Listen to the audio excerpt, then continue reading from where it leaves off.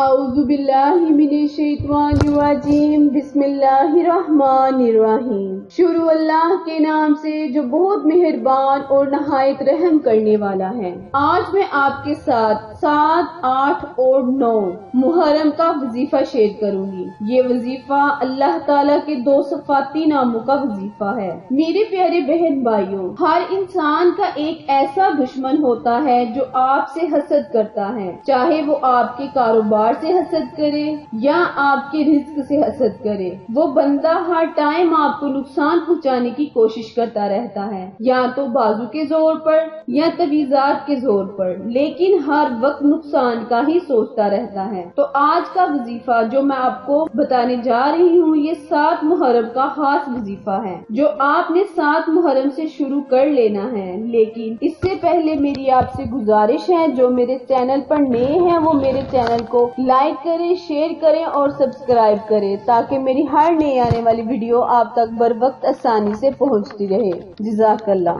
تو میرے پیارے بہن بھائیوں، اس وظیفے کا فائدہ میں آپ کو بتانے جا رہی ہوں کہ اس وظیفے کی برکت سے اللہ پاک آپ کو ہر قسم کے نقصان سے بچائے گا انشاءاللہ، چاہے وہ چھپا ہوا ہو، ظاہری ہو۔ اللہ تعالیٰ آپ کو ہر طرح کی شر سے محفوظ رکھے گا۔ بعض اوقات ایسا بھی ہوتا ہے کہ آپ کے بچوں اور بچیوں کے لیے بہت ہی قابل، خوبصورت اور اچھے رشتے آتے ہیں، لیکن اس کے باوجود بھی رشتہ نہیں ہو پاتا، یا بعض اوقات کاروبار اچھا خاصا ہوتا ہے لیکن بعد میں بند ہو جاتا ہے۔ کچھ ایسی بیماریاں ہوتی ہیں کہ ہمارے گھر میں ڈیرا ہی ڈال لیتی ہیں۔ الغرض کسی بھی قسم کے نقصان کے لیے آپ نے بس اللہ تعالیٰ کے 2 صفاتی نام پڑھنے ہیں اور اپنے اللہ سے دعا کرنی ہے، التجا کرنی ہے کہ اللہ رب العزت اپنے پیارے ناموں کے صدقے، اپنے حبیب کے صدقے اور ان کے آل کے صدقے آپ کو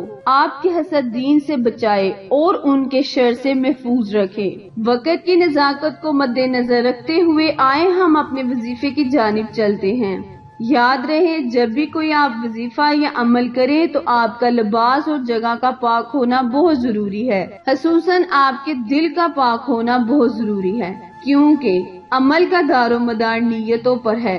اگر آپ کا ایمان پکا ہوگا، یقین پکا ہوگا، تو یہ وظیفہ کیا، ہر وظیفہ کرنے سے آپ کی دل کی تمام مرادیں پوری ہوں گی۔ وظیفہ سن لے۔ آپ نے 7 محرم کے دن گزرنے کے بعد رات کو نماز عشاء کے بعد تنہائی میں بیٹھ کر آنکھیں بند کر لینی ہیں اور اول آخر 11 مرتبہ درود ابراہیم پڑھ کر 41 مرتبہ اللہ تعالیٰ کے 2 صفاتی نام یا اللہ یا عزیزو 1 مرتبہ ہوا، یا اللہ یا عزیزو 2 مرتبہ ہوا، اس طرح پڑھ کر اللہ سے دعا کرنی ہے کہ انشاءاللہ اللہ تعالیٰ اس وظیفے، اس برکت کے صدقے آپ کا دشمن آپ کا کچھ بھی نہیں بگاڑ سکے گا۔ اس عمل کو چاہے تو آپ اپنی زندگی کا معمول بھی بنا سکتے ہیں۔